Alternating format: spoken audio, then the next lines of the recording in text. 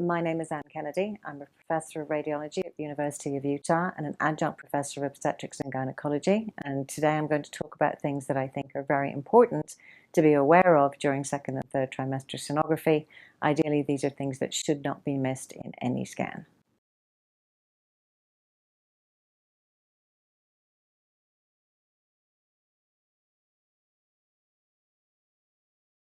When I was first approached by the AIUM to put together a series of don't miss diagnoses in the second and third trimester on fetal ultrasound, the title given to me was The Top 10 Anomalies Don't Miss This Show.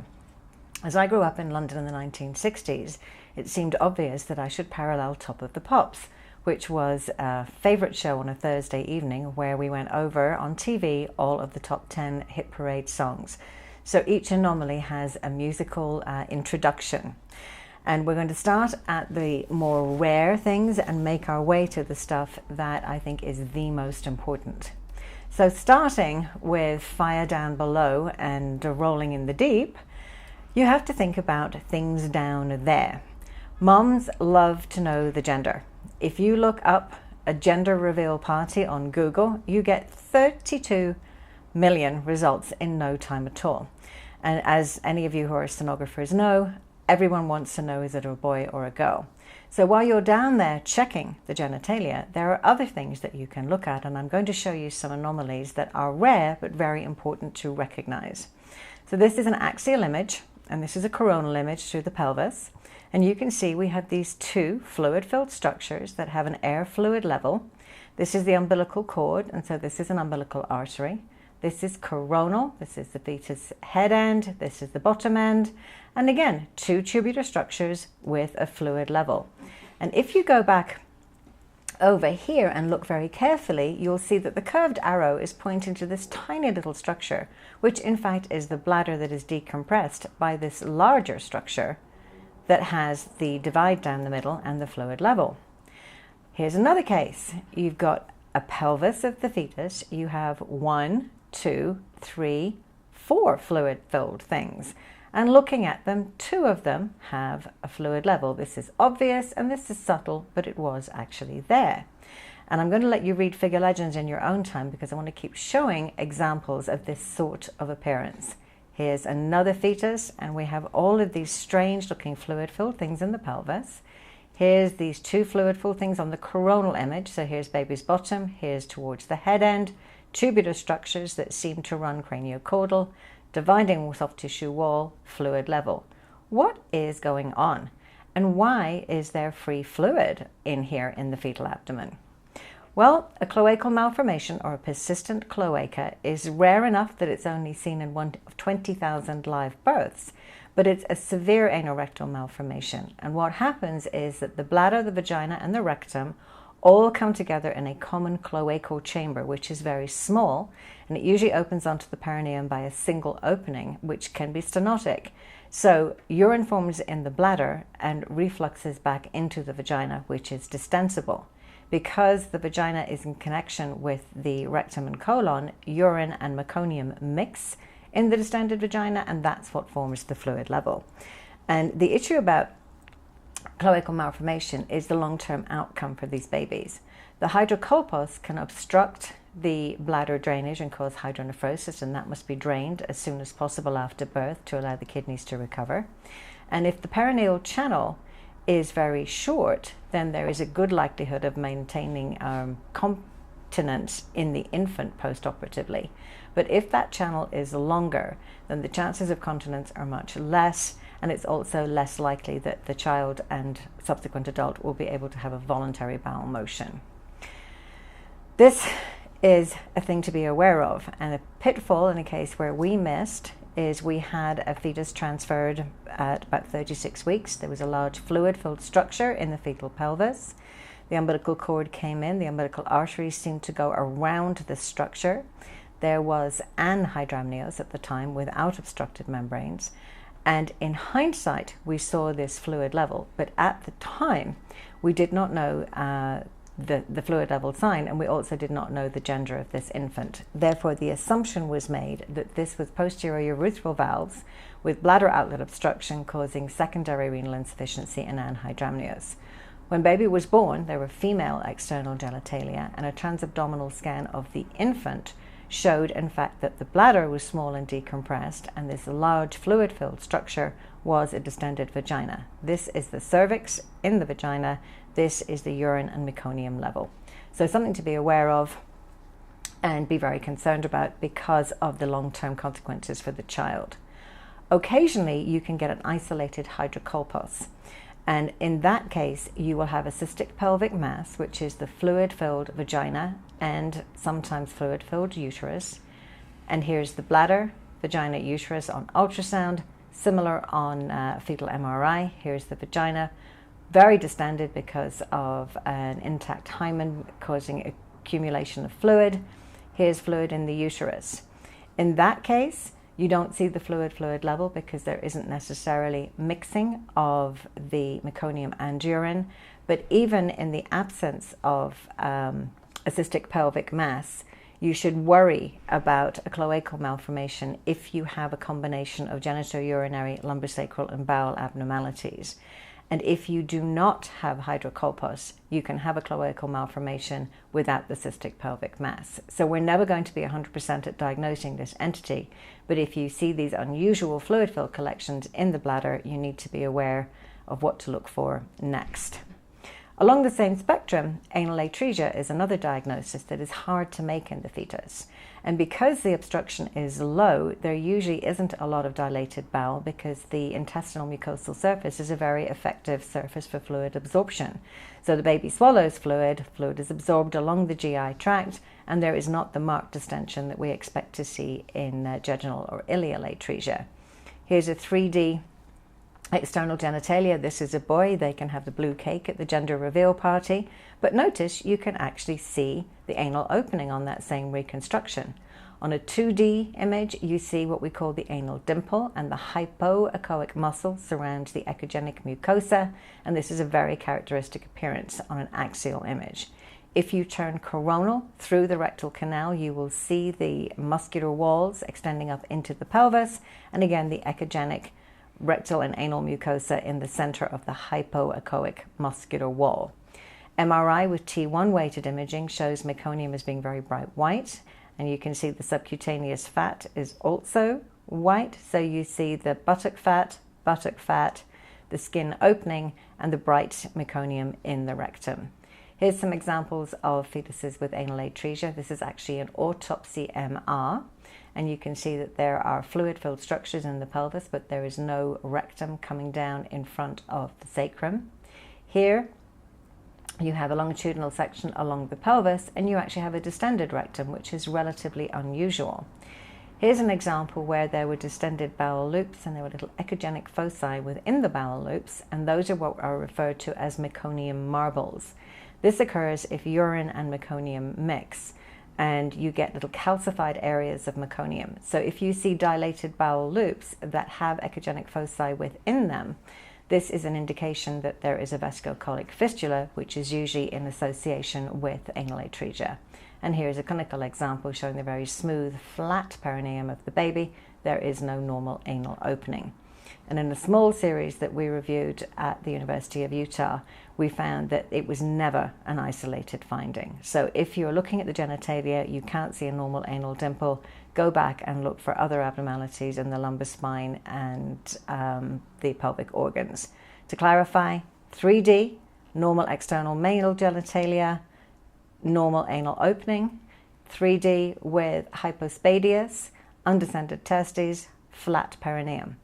2D, nice anal dimple with the donut appearance of hypoechoic muscles with echogenic mucosal folds. And here is this sort of unusual amorphous appearance of just parallel skin folds but no distinct anal dimple. And anal atresia itself is not as rare as cloacal malformations. More importantly, in my opinion, is the fact that if you have a child with anal atresia, there's a 3 to 4% recurrence risk in future pregnancies. So mums are going to be very keen to know that the next pregnancy is not affected. They're very rarely found in isolation, and so the importance of identifying the normal anal dimple is if you can't see it, you need to look carefully for other findings. And these babies require surgery at birth. Here again is a clinical photo. There's also associations with abnormal external genitalia, and this is just another view across the perineum. This is the scrotum, this is the short penile shaft with the curvature and the glands opening inferiorly with hypospadias and chordae. And this is a 2D example of a male fetus with hypospadias, and urine was trapped under the foreskin, so we always saw this bubble appearance on the end of the penile shaft during fetal ultrasounds. Moving on from the down there region to the anterior abdominal wall. We all know that abdominal wall defects like gastroschisis and omphalocele are easily diagnosed in ultrasound and have certain associations and connotations. But there are some more unusual abdominal wall defects that are more complicated. And poor old Tom Waits had a bad liver and a broken heart, and there was stuff that the Beatles wanted to get back. And I'm going to show you the type of abdominal wall defects where there's a lot of stuff hanging out where it shouldn't be.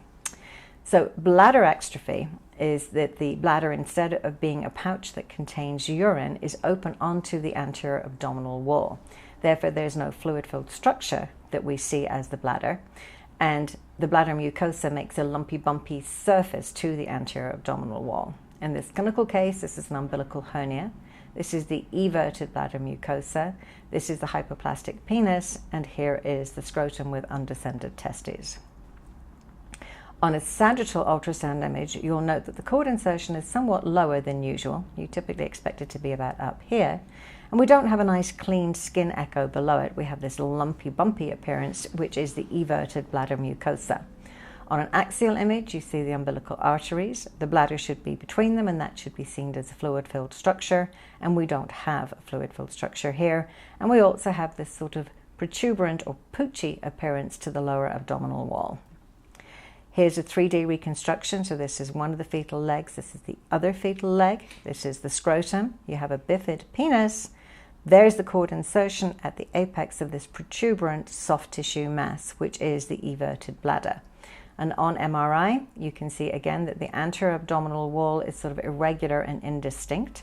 We see the tip of the spine coming down, so the sacrum is present.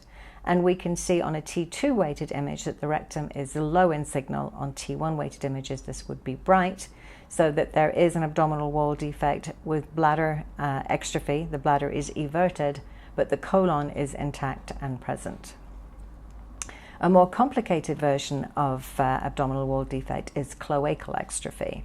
And embryologically, the GI, GU, and genital tracts all end up together in a cloaca. If the cloaca does not open normally onto the abdominal wall, you get a cloacal exstrophy, and this is thought to be due to premature rupture of the cloacal membrane before the cloaca itself divides to form separate genital and urinary tracts. What happens in that situation is, again, there is a low anterior abdominal wall defect. The cord insertion is at the apex of the defect, and there is often a membrane-bound component containing bowel loops. The bladder is everted and in two halves. So one hemibladder is on the right side, one hemibladder on the left side. And between the two bladder halves, there are everted, free-floating bowel loops. And it is this bowel loop hanging from the bottom of the defect that has been used to coin the term the elephant trunk sign. So this is an example of a baby who was transferred to us for care to have delivery at our hospital, which is adjacent to the local pediatric hospital. And the diagnosis was gastroschisis. We're scanning. Here's placenta. Here's baby anterior abdominal wall. Here's the cord insertion site. And you can see that there are bowel loops that are outside of the abdominal cavity, but there appears to be a membranous covering. And that is a little odd in that gastroschisis should be free-floating bowel loops. When we look more at baby, we identified the aorta and the aortic bifurcation into common iliacs. The umbilical arteries arise from the internal iliac vessels and should surround a fluid-filled bladder, but we do not see a fluid-filled structure here. We do see some rather dilated bowel loops. However, that can be okay in the third trimester, and the perineum of the fetus looks a little unusual. We kept looking. Here is the spine, and coming down from the lumbosacral area, there's a very odd kink to the distal spine. This structure has an ice cream sandwich appearance, and this is a lying down adrenal, which indicates that there is not a kidney in that renal fossa, and we didn't find a kidney anywhere else. And looking across the fetus perineum again, here is a buttock, here's this odd skin folds. We're not sure if those are unusual labia or an empty scrotum, and once again that very prominent dilated loop of bowel. We did an MR, and we found that the kidney we thought was absent was in fact not absent. It was not in the normal position in the renal fossa. It was a pelvic kidney. You can see that the buttock fat is very easily visible, and we don't see an opening for the anus. We see a linear striation, but not a clear opening. In a sagittal T1 image, this is the spine, this is the liver, and we would expect to see bright meconium in a normal rectum. So in this fetus, we have what is actually a cloacal exstrophy. We have an anterior abdominal wall defect, which was membrane bound with the cord insertion at the apex. We have no normal bladder because the bladder mucosa is everted. We had bowel loops outside the abdomen, and we had anal atresia and a bifid scrotum. And as you can see, this is an unpleasant surprise to have in the delivery room, and it's important to try, if possible, to make the diagnosis before delivery. Another type of abdominal wall defect to be aware of is the body stalk anomaly. And in this situation, the cord is not identified because it doesn't form normally, and the fetal peritoneum is actually open out and reflects onto the amnion, and the fetal abdominal wall is adherent to the placenta. This is a lethal malformation. This cannot be repaired. So here's an example. Here is the placenta, here's liver and heart. The rest of the fetus is out of the picture, but that is to show you that the abdominal organs are adherent to the placental surface. You look everywhere with color Doppler, you see no normal free-flowing loops of bowel, just this short bowel adherent again to the placenta. And the fetus often has a marked scoliosis because they are fixed from the anterior abdominal wall to the placenta. The upper extremities and the head are mobile, the lower extremities are mobile, but the fetus is always anchored to the placenta at the level of the anterior abdominal wall. Here's another good correlation. Here's an ultrasound image with baby's head, baby chest, some lower extremities, and the baby being anchored to the placenta. And here's an autopsy correlate with this acute kyphosis. The anterior abdominal wall is opened, the viscera are adherent to the placenta, and there's a very abnormal short umbilical cord. So when thinking about anterior abdominal wall defects, your first step is to check where is the cord insertion site. If the cord insertion site is at the normal level and you still have a defect, then you want to see if it's to the right of the cord insertion with free-floating bowel loops, and it's more likely to be gastroschisis. The defect can be on the left, but much more typically it's on the right. If the defect is below the cord insertion site and you don't see extruded bowel, but it does look as though the cord is going into intact abdominal wall skin, think about bladder exstrophy. If the cord insertion is abnormal, i.e. onto a membrane, you then have the options of omphalocele versus pentalogy of Cantrell versus bands versus cloacal exstrophy. And if the cord insertion is abnormal and the fetus is fixed in relation to the placenta, then think about body stalk. And the key finding in body stalk anomaly is that you do not see any normal free-floating loops of umbilical cord. Moving on, we're now going to talk about lower extremities. And short people. I think short people are okay. I'm 5'3". My 6'2" son likes to tell me I'm very annoying, but people come in all sizes and shapes. And one of the things we do, looking at fetal biometry, is we measure the femur length to assess gestational age. One of the many, many sonographic criteria for Down syndrome is a short humerus or a short femur. And an important thing to remember is that the short femur as a sign of Down syndrome is not percentile for gestational age. There is an equation in which the femur length is related to the BPD, and a number is produced, and it is the number that indicates whether that fetus is at increased risk or not. As an isolated finding, short femur is relatively non-specific and non-sensitive for Down syndrome, but if you see it and it marks the fetus in question as high risk, go back and look for all of these other things that may be seen in trisomy 21. What if it's an isolated short femur? There is a condition called proximal focal femoral deficiency. Although it can be bilateral, more often than not it presents as a single short femur. And this is an example. Here's a normal appearing femur on one side, and on the other side it's shorter. This measures 4.7 centimeters versus 5.3, and you'll notice there is an acute midshaft angulation. This is an x-ray of the baby at delivery, and you can see normal femur, short femur.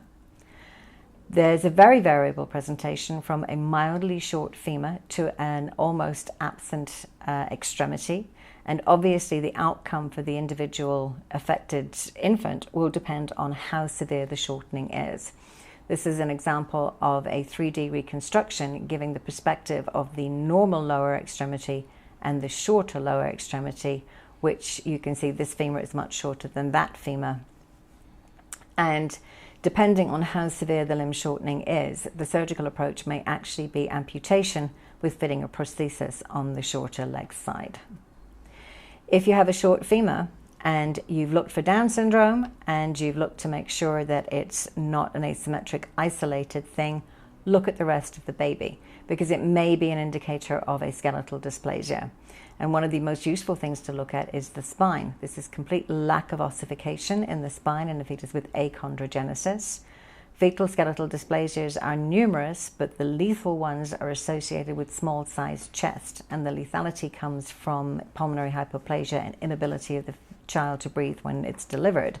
So here's the chest, here's the protuberant abdomen. The abdomen is normal, the chest is small. And here's an axial image through the fetal chest, and here you have these curved, fractured ribs in a fetus with osteogenesis imperfecta. And here is an autopsy x-ray of a fetus with severe platyspondyly. The vertebral bodies are very shortened, and this is a fetus with thanatophoric dysplasia. So in a quick overview of skeletal dysplasia approaches, one of the useful things to measure is to compare the length of the femur to the length of the foot. If that ratio is less than 1, it suggests a skeletal dysplasia. Then you look at all the long bones, measure them, and correlate with gestational age. 4+ standard deviations below the mean means that the bones are really short, and the more likely you are to have a potentially lethal skeletal dysplasia. Sometimes the bone shortening is seen very early in gestational, and typically that's with the severe perinatal lethal forms. But achondroplasia, for example, can have progressive rhizominic limb shortening as pregnancy progresses. The size of the chest is important for outcome. Look at the head shape and ossification to identify things like thanatophoric versus osteogenesis imperfecta. Look at the spine, look at the hands and feet. Sometimes a finding like mitten syndactyly will help take you to a specific diagnosis. The bad skeletal dysplasias are the ones that are perinatal lethal, and they have early onset, severe short limbs. The chest is small. There may be fractures or bowing of the long bones, the cloverleaf skull as seen in thanatophoric dysplasia. Hydrops is always a bad prognostic indicator, and another femur length to AC ratio less than 0.16 tends to be associated with bad prognosis. Moving on to our next area of concern. This is about brains, and Eminem classified himself as brainless. I can't say I disagree, but again, some of the younger listeners might think that I'm just being an old fuddy-duddy. So brains, evaluation of the fetal brain is a huge part of the routine second and third trimester ultrasound. And in this talk, we're going to specifically focus on what I call watery brains. And that is where the fetal head contains largely fluid and not much normal brain. This is important because the head can be large. And depending on the potential outcome of the pregnancy, a discussion needs to be had with that mother about delivery plans, about monitoring in labor, about whether or not a C-section is to be performed. And remember, if a C-section is performed, the lower transverse C-section is fine for a normal size head. But if the fetal BPD is enlarged up to 13 or 14 centimeters, either a classical C-section may be required or an extended incision, which will then have implications for future pregnancies, including whether or not mum can labor again. So I like to go through the brain systematically and decide if I can see a normal midline, if I see a cyst as opposed to a fluid collection, if I can see the cerebral hemispheres, and if I can see the cerebellum. First question, do you see a falx? If there is no falx present, it's generally going to be an early embryological insult. There's a condition called aprosencephaly, in which the prosencephalon, which is one of the very early precursors of normal brain development in the neural tube, does not form. And therefore, most of the normal brain does not form. And here you have the ossified skull vault, no falx, no brain, head full of water. We do see some posterior fossa and hindbrain structures. And the face is abnormal because the face embryologically develops at about the same time as the brain. And this fetus has no normal orbits, no normal nose. Here is another example of the same entity, aprosencephaly, and you can see on the MR the profile is very abnormal. You'd expect to see a nose, you would expect to see a globe, and we do not. We do see some cerebellum, we do see some brainstem. The posturing of the upper extremities in these fetuses is very typical, with this sort of radial clenched hand. This is an autopsy specimen, and you can see that this is the floor of the frontal brain. This is the bivalved cranium. This is looking down into the posterior fossa, and there is no supratentorial brain. A telencephaly is a slightly less severe version of the same thing, in that the prosencephalon embryologically divides to give you the telencephalon and diencephalon. So in a telencephalon, the prosencephalon was there but did not undergo its normal division. And again, this is a very old case, and it was quite early scan. It was 17 weeks. We could clearly identify cerebellar hemispheres and a vermis, but we could not see normal supratentorial brain, could not see normal facial features, and there were several skin tags. On a telencephaly, you do have some brain tissue, but it stays very amorphous and doesn't undergo the normal development into cerebral hemispheres that we expect. This was the biometry. You could see that the abdominal circumference was normal, but the BPD and head circumference were very, very small for gestational age. In this case, an amniocentesis was performed, and this was a 13q minus deletion, and the pregnancy was terminated, and this is actually the autopsy specimen of that brain. And again, just like in aprosencephaly, the positioning of the upper extremities is abnormal. Another condition in which the falx is not identified is alobar holoprosencephaly. And no matter which way you look at the brain, it appears quite round in shape. There is this blob of tissue that is the fused thalami. Supratentorial brain is essentially all fluid filled. Again, the face is abnormal, no normal globes. And in profile, you can see there's an absence of a normal nose. And this is alobar holoprosencephaly on an autopsy specimen, in that you have prosencephalon, but you do not divide into your two hemispheres, and you have a continuous mantle of brain with a large fluid-filled space in the center. All of those carry a bad prognosis. Moving on to then, if you do identify a falx, the next question after is there a midline present is how much brain do I see? The condition known as hydranencephaly occurs when normal brain development happened and then something occurred in the pregnancy to cause destruction of the supratentorial brain. And it's thought to be really a catastrophic hypoperfusion. Some sort of vascular accident occurs and the cerebral hemispheres are no longer perfused and dissolve and atrophy over time, so that when ultrasound is performed, the falx marks the midline, but there is no normal brain tissue in the supratentorial area. And here again, in an autopsy specimen with the bivalved cranium, you can see that there is only fluid and no normal brain above the tentorium. Here's an example on MRI, and you can see this is axial, sagittal, and coronal. You can see that the falx is present. There are little bits of debris of supratentorial brain tissue, but note that the profile here's the normal nose, upper lip, lower lip, and there were two normal globes in this particular case. Mostly we counsel patients that hydranencephaly is lethal. There are scattered case reports of survival, but obviously the cognitive outcome is extremely poor. A condition that looks quite similar in some ways is bilateral giant open lip schizencephaly. Here is your midline echo. Here is brain, but you'll see that there is a very large defect extending from the inside of the skull vault back to almost the midline echo. And here's the MR of a similar situation. Now, unlike hydranencephaly, bilateral giant open lip schizencephaly is not considered to be lethal, but the neurological outcome is poor, and many of these children will have seizure disorders. So if this diagnosis is made early enough, many families would choose to end the pregnancy rather than move forward with a long-term impaired child. So thinking about the prognosis of these, what I call watery brains, it's very important that we pick out the group that have a lethal prognosis so that those mums can be counseled about mode of delivery, ideally have a vaginal delivery before the head becomes too large to allow it, and avoid anything like a crash cesarean section.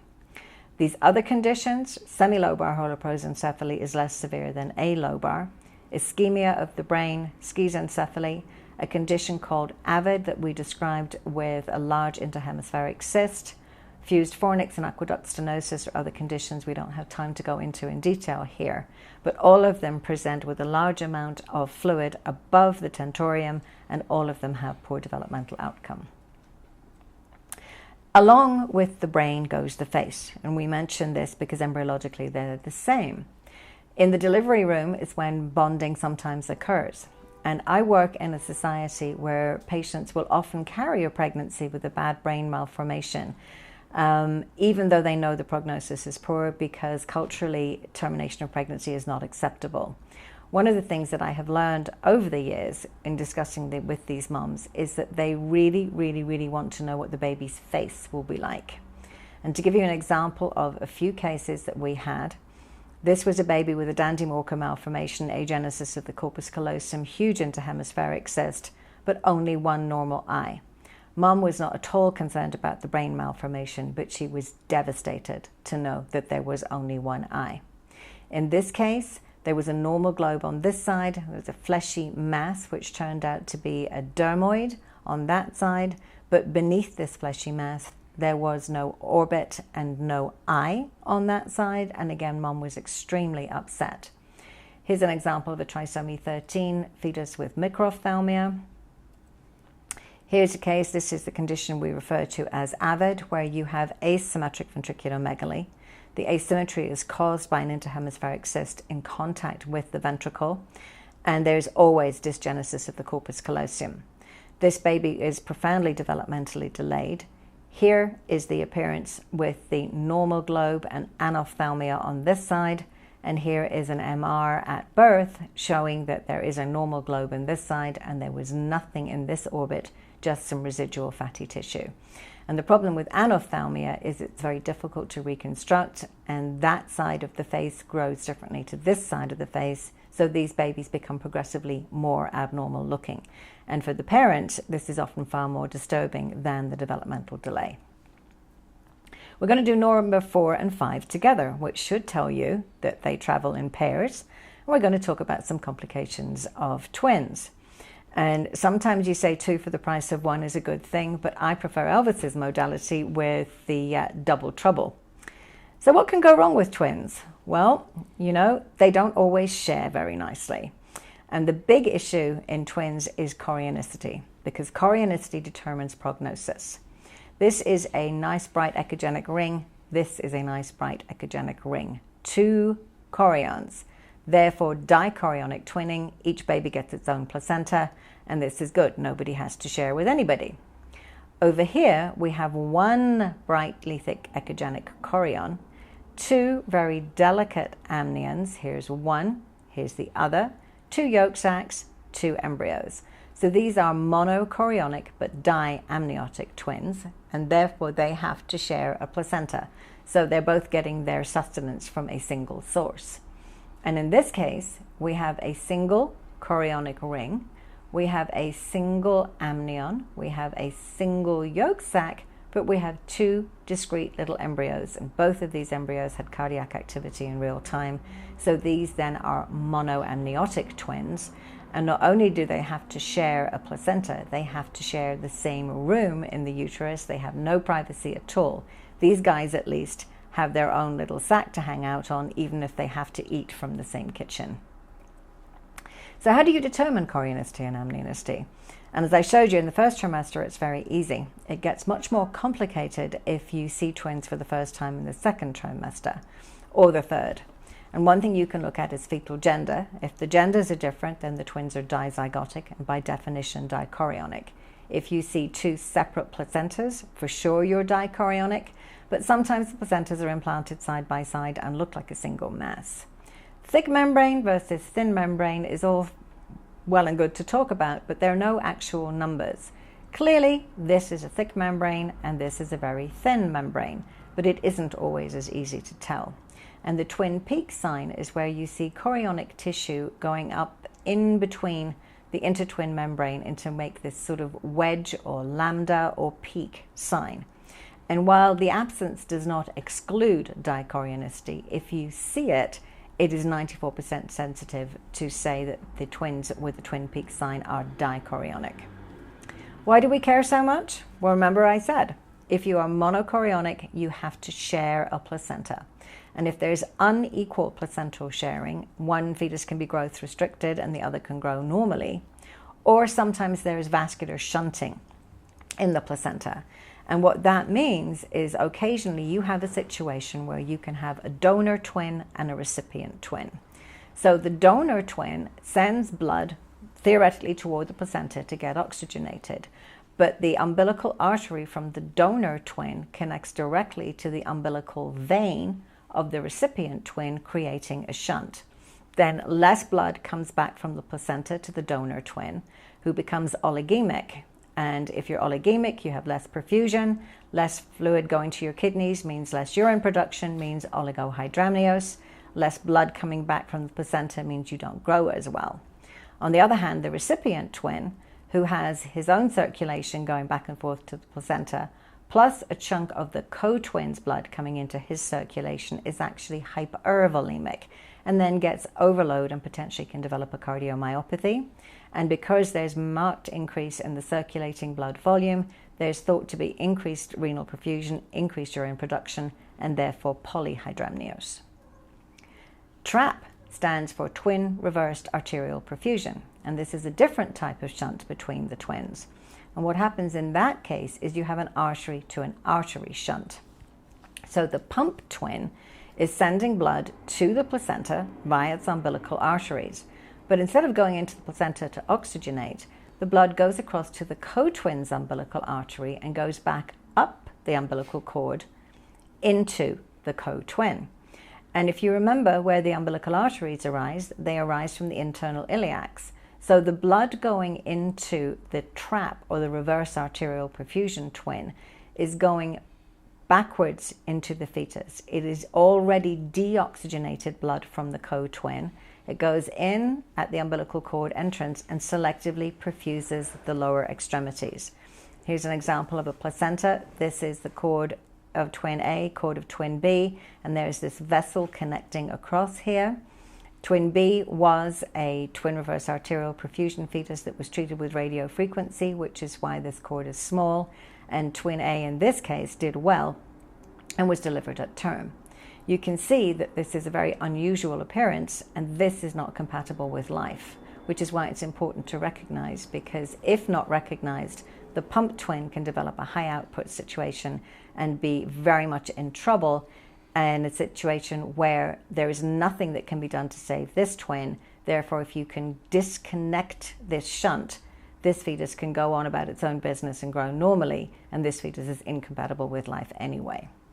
So if you look at twins, you have to identify the chorionicity. If they are monochorionic, you look for the combination of oligohydramnios in one sac and polyhydramnios in the other as an indication of twin-twin transfusion syndrome. If you see any anomalous monochorionic fetus, check the direction of the umbilical artery flow. If the umbilical artery flow is going toward the fetus, that is a reverse direction, and that indicates TRAP syndrome, which the TRAP twin cannot survive, and it's important to get radiofrequency ablation of the anomalous twin so that the pump twin can then continue to grow normally. If you have connections between the twins and one twin dies in utero for whatever reason, all of a sudden the surviving twin has its blood volume going into the vascular bed that previously accommodated two. And that results in an acute hypotensive episode in the survivor. The condition was initially referred to as twin embolization syndrome because it looked like you had ischemic events in the brain or the myocardium of the surviving twin. But it doesn't make sense that a dead twin could embolize tissue into the circulation of a live twin, which is why it's now accepted that it is an acute hypotensive event in the survivor, as all of their blood volume moves into the entire vascular bed for the two twins. And this is an example of increased echogenicity from periventricular leukomalacia from a bleed in utero in the surviving twin of a monochorionic pair with demise of the other twin. Monoamniotic twins not only share a placenta, they are in the same space, they can swim around each other, and they can get their umbilical cords tied in a knot, which is not good for perfusion. And that's why the mortality in monoamniotic twins is thought to be so high, because the twins get their cords knotted. As they pull away from the knot, they limit circulation, and it is thought that these cord accidents are the result of in utero demise. Moving on to number 3. What are we going to talk about now? Be Still My Beating Heart. The 4-chamber view is a routine part of second and third trimester ultrasound, and in fact now the AIUM recommend that you should obtain outflow tract views. And I know that at 20 weeks the fetal heart is the size of a dime and it's beating at 160 beats per minute, and it's really hard to look at. And I will be honest, I'm scared of fetal hearts, but if you have a systematic approach to evaluation of the 4-chamber view, there are many things that you can see. And if you can see a normal 4-chamber view, you can be comfortable that you're excluding a certain number of congenital heart disease cases. And if you see normal outflows, you can exclude even more. So we're going to talk about specifically what do we do with the 4-chamber view. The first thing you have to do is make sure that the heart's on the correct side of the baby. And every time you scan, you see where the head is, where the spine is, decide which side of the fetus is closest to the anterior abdominal wall, and then check that the cardiac apex and the stomach are on the left of that fetus. That is the normal cardiac situs. If the heart and the stomach are on the right side of the baby, that is situs inversus. It's a right-left inversion, and it tends not to be associated with congenital heart disease. So although it may have complications in life, such as conditions as Cartagener syndrome, in the fetal world, it's much less concern and not likely to be associated with congenital heart disease. If you have any other combination of these findings, then you have situs ambiguous, also known as the heterotaxy syndromes, and the heterotaxy syndromes are associated with extremely complex congenital heart disease, which needs to be evaluated by experts either in the maternal fetal medicine or fetal echo world, ideally by both. Here is a cardiac axis. You draw lines through the chest to measure an angle. I'm going to show a picture of that in a moment. You should also just look and see, can I fit 3 of those hearts into this chest? And look at the thickness of the myocardium. And it should be visible, but it shouldn't be encroaching upon the lumen of the chamber. So here's the axis. You draw a line along the plane of the ventricular septum, and you draw a line bisecting the fetal chest. This line should go through the left atrium and the right ventricle, and the angle between the 2 lines should be 30 to 45 degrees. Are the chambers symmetric? Your 2 ventricles should be the same size, your 2 atria should be the same size. This is the moderator band, which identifies the right ventricle. The right ventricle should be the anterior ventricle. Moderator band, anterior ventricle, right ventricle, this is correct. The posterior ventricle is the smooth-walled one, which is the left ventricle. The ventricular septum should be about twice the length of the atrial septum. The atrial septum should have a hole in it for the foramen ovale. The AV valves are offset on the ventricular septum with the tricuspid valve implanted more apically. You identify the atria by the veins that drain into them, and this is turning around to show the superior and inferior vena cava entering the right atrium. On an axial view, if you watch carefully, you'll see the pulmonary veins entering the left atrium. And here's a cine just to show that this can be done in real time. So here is your heart. You could fit 3 of those in the chest. The axis looks good, it's about 45 degrees. The AV valves are opening and offset on the ventricular septum, and there's one vessel behind the heart, which is the descending aorta. There should only be one there. If there are two, you need to worry about azygous continuation of the IVC. This is a different case, and you can see that the heart is rather too large for the chest. You couldn't fit 3 of these hearts into this chest circumference. We have symmetric atria, but the ventricles are not symmetric. This is a smooth-walled, apex-forming ventricle. This is a very thick-walled, non-apex forming ventricle. And so just on the 4-chamber view, you can identify the fact that this is an abnormal heart. In fact, it was an infant with pulmonary atresia and therefore needed further evaluation. One of the reasons why it's so important to pick up congenital heart disease before delivery is that we can do what's called maternal transport. In that situation, the fetus in utero is transported by mom to a tertiary center. Delivery is planned, and baby is handed immediately from delivery, whether it's a vaginal or a cesarean delivery, to newborn intensivists. If prostaglandin is started, it stops the ductus from closing, and then the baby is transported to the cardiologist for urgent intervention if necessary. If the ductus closes, sometimes you disconnect the arterial circulation in the aorta from the arterial circulation to the lungs. And in duct-dependent heart disease, this is lethal. So it's very important to pick up on things that can be seen on the 4-chamber view and get these patients referred on to expert areas where fetal cardiology and maternal fetal medicine can form a birth plan for that pregnancy. Alternatively, in some situations, such as a hypoplastic left heart syndrome, when families are informed of the prognosis, they may choose to interrupt a pregnancy, but they lose the ability to make that choice if the diagnosis is not made until late in pregnancy. We also mentioned the cardiac axis, and the axis is important because if it's abnormal, it means either the heart is being pushed or it's falling into a place where something else should be. And I'm not going to go over these in detail, but a chest mass can push the heart towards the chest wall. If the lung is missing, as in this case, the heart falls toward the chest wall. If there's conotruncal malformation or heterotaxy syndromes, the heart will be in the wrong direction. And in ectopia cordis, it means the heart is ectopically located. In this case, there was an upper anterior abdominal chest wall defect and the heart was protuberant. In this case, the heart had decided it was going to go live under the diaphragm and had scooped out a little nest for itself in the surface of the liver. And neither of these cases survived because in this instance, although the child was live born, when the surgeons were attempting to get the heart back into the chest, they kinked vessels and the child coded. And in this case, there was severe hydrops in utero, which proved fatal. Now, if anyone was paying attention, you know that I got to number 3, and here I am going to number 1. So what happened to number 2?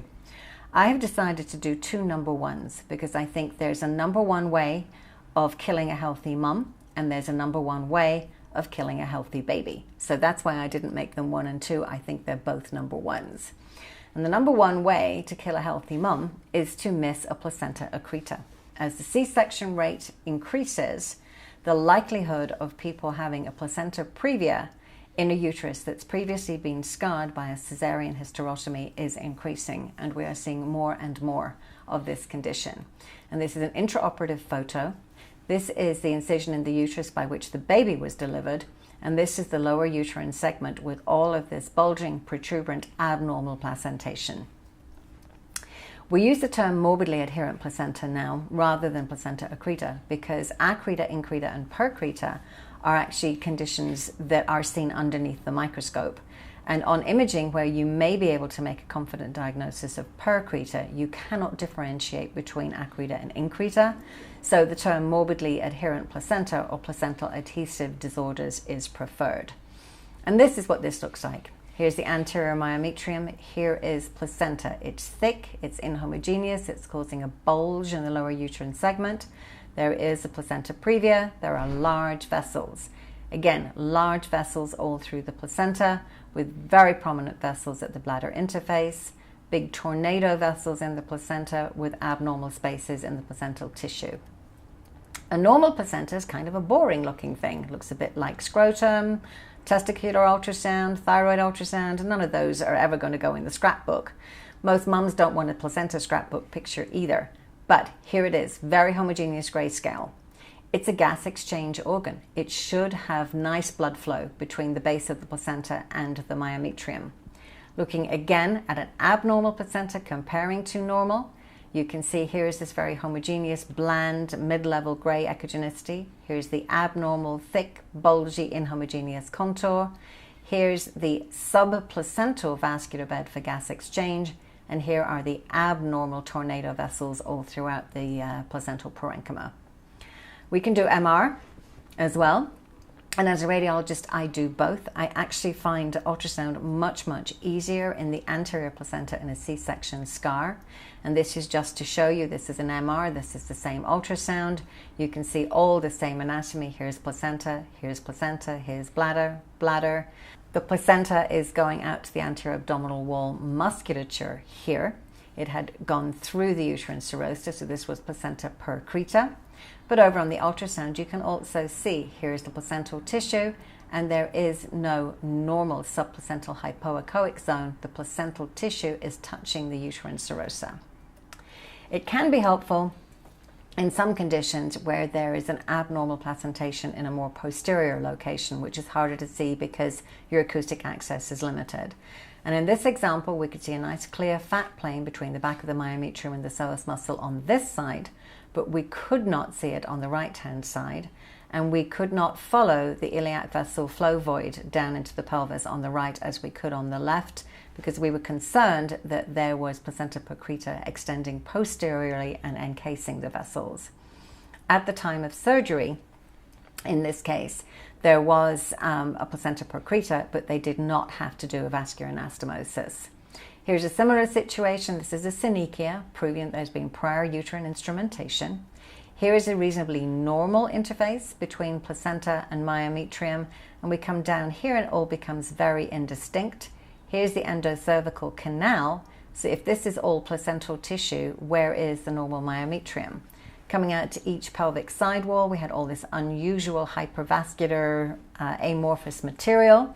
It looked like it extended side to side from obturator internus to obturator internus. And in this case, there was actually a 5 centimeter mass of spongy placental tissue extending through the uterus, which was seen on the gross pathology. So moving on to the number one way to kill a healthy baby. The rivers of Babylon, the delta, the spreading vessels. Vasa previa. Vasa previa is associated with certain conditions, but in particular, a velamentous cord insertion or a subcenturiate lobe are high-risk entities because the vessels have to travel from the main piece of the placenta to the subcenturiate lobe, and if they happen to cross the internal os doing so, that is placenta, or that is vasa previa. In the situation where you have velamentous cord insertion, if the vessels run along the membranes to get to the placenta and in doing so cross the internal os, again, that is vasa previa. Here is an example from a true case. This is the placenta. These are the membranes being held up for the photograph. Here's the umbilical vein. Here are the umbilical arteries, and you can see that these vessels travel in the membranes over quite a distance. And this was actually not a case of vasa previa, but could have been depending on where the placenta and the cord insertion site were. This is what it looks like on imaging.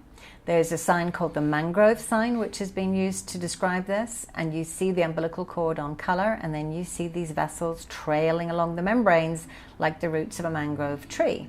Here on the cine clip, you can see you have the baby head, you have the placenta, and you have this tangle of vessels. So be careful that when you see a tangle of vessels, it's not just a loop of free-floating cord. And if you have a risk factor such as a previous placenta previa or low-lying placenta, or multiples or a subcenturiate lobe, map out where those vessels travel in the membranes and where they go to.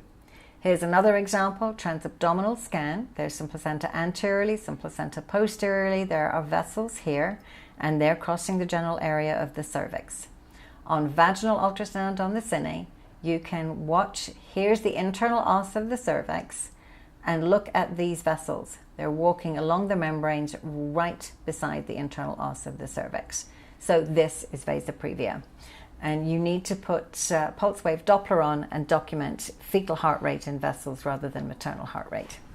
So to summarize, the things that I worry most about missing, starting at the bottom, are ambiguous genitalia, anal atresia, other abnormalities of the genitalia, the unusual abdominal wall defects, because even though they're rare, they're very important. Short femurs could be just stature in a 5'3" mom to being something like a lethal skeletal dysplasia.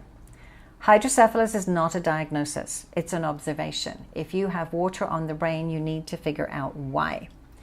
With all multiple pregnancies, you need to assess the chorionicity and look for complications of monochorionicity. The 4-chamber heart view is not something that you just look at and watch beating. You have to have a checklist. And then you really need to be careful about morbidly inherent placentation or vasa previa, because if this is undiagnosed, women can bleed to death. If this is undiagnosed, a fetus can bleed to death before there's time to get back to do an emergent cesarean section. And while Bob Marley they have had all kinds of songs about what he worried about and how everything was going to be all right, even in Denver, I don't necessarily feel that I can get enough medication to help me stop worrying. Don't be afraid to ask for help.